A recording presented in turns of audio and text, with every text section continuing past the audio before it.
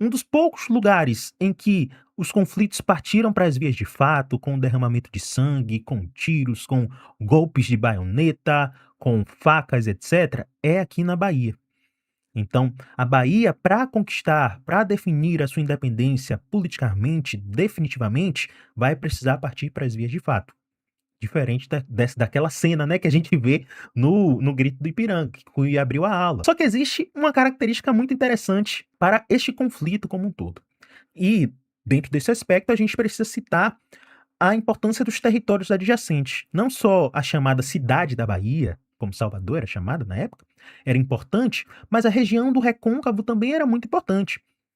Tão ou quanto mais importante que a capital. Por quê? Essa região do Recôncavo, e esse é um mapa de 1899, ela abastece a capital. Basicamente, a comida que se consome aqui, alguns bens, tabaco também, etc., vem daqui de origem do Recôncavo, a região ali, São Félix, Santo Amaro e etc. Esse espaço, já que a capital está ocupada, vai se tornar também um centro de resistência.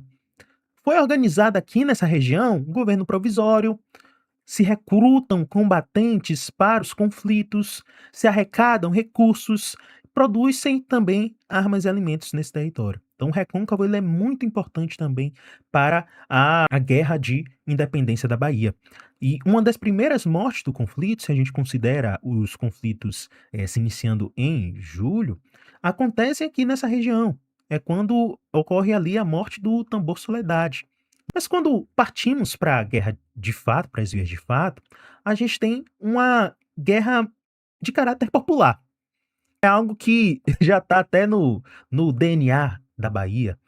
Se a gente pega aquela movimentação da Inconfidência, a Conjuração Baiana, ali a gente já tinha um caráter bastante popular. A gente tinha a presença dos alfaiates e um projeto que se pretendia após a emancipação, um projeto que buscava a liberdade de escravizados, muito diferente do que acontece com a Inconfidência Mineira, por exemplo. E aqui, na Guerra de Independência da Bahia, a gente tem uma guerra popular, certo? Com a presença de soldados, inclusive soldados contratados pelo próprio imperador, mercenários, portanto. A gente vai ter a presença de grandes proprietários de terra, pequenos agricultores, pessoas libertas, escravizados, indígenas, mulheres, comerciantes. É, portanto, um grupo heterogêneo. Então, pensa comigo aí. É um grupo diferente. Eles lutavam nesse processo por uma mesma causa ou existiam objetivos diferentes aqui? Como é que será que isso se deu? Então, basicamente, se a gente vê um grupo tão diverso, é claro que é uma união por conveniência. É porque em determinado momento faz sentido que essa união ocorra, que essa junção ocorra para lutar pelos mesmos objetivos. Inclusive, existia dentro das discussões sobre a conflagração desse processo a existência de um chamado Partido Negro. Então existia o Partido Português, Partido Brasileiro e o Partido Negro, chamado Partido Negro, que dizia-se que objetivava lutar essa guerra, mas pela instauração de uma libertação desses escravizados. E é claro que as elites não vão ficar satisfeitas com essa história de uma luta popular pela abolição e algo tão precoce, né? A abolição só chega lá em 88 e já aqui em 1822 já existia essa discussão de dizer que os escravizados estavam metidos nessa por conta de uma certa libertação, né? A gente vai ver, inclusive, que mesmo que estivessem do mesmo lado, a gente vai ter perseguição a pessoas escravizadas nesse processo. Então, é algo que a gente não pode idealizar. É um movimento popular, sim, foi muito importante para a história do Brasil, a história da Bahia, mas a gente não pode colocar em um patamar idealizado. A gente não pode colocar como se tivesse sido algo perfeito, sem falhas, sem poréns. Na história, nada é assim preto e branco. A gente vai ter ambiguidades. Seres humanos são ambíguos, a gente lida com ser humano todo dia. você lidar com sua família, com o chefe do trabalho, com colegas do trabalho, na sua escola e etcétera. E você sabe, são pessoas diferentes, pessoas diversas, pessoas que vão ter seus objetivos, vão ter suas falhas e vão ter suas qualidades. Então, é complicado. Para a gente falar de um processo histórico, a gente não pode idealizá-lo. Foi importante, reconhecemos a importância, mas reconhecemos também que foi teve os seus problemas. A história está aqui para problematizar também. E quando você pega a característica dessa região de Salvador, o que é que você faz para conquistar essa cidade? Uma das estratégias foi fazer um cerco. Salvador tem uma característica, né, de ter esse ser banhada pelo mar, ter uma escarpa muito grande que separa a cidade em alta e baixa. Então, basicamente, o que que fizeram? A cidade era abastecida pelo recôncavo e eles trancaram as entradas da cidade. Então, não mais chegariam alimentos pelo recôncavo. A ideia era isolar Salvador, interromper seu abastecimento, isolar militarmente essa região e pressionar economicamente as tropas portuguesas que aqui residiam.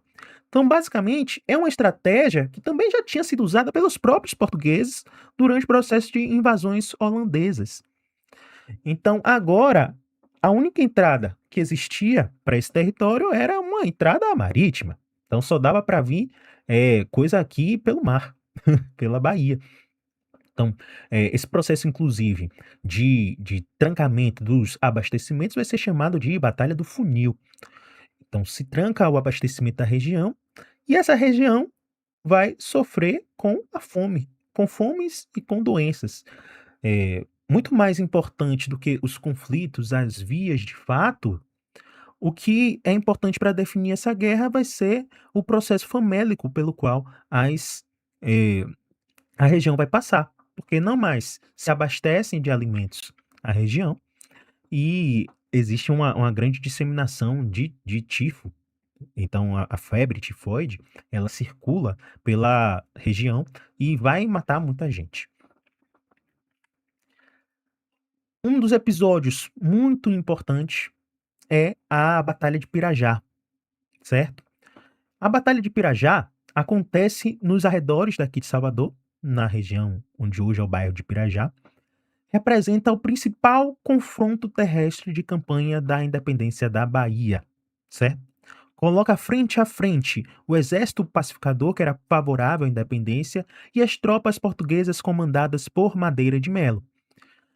A vitória portuguesa podia romper esse cerco aqui e enfraquecer o movimento da independência. Então, era uma batalha decisiva. Cerca de 8.000 combatentes participaram dessa batalha. As tropas portuguesas eram mais numerosas, eram mais equipadas, basicamente eram a superioridade dos portugueses em relação aos grupos brasileiros.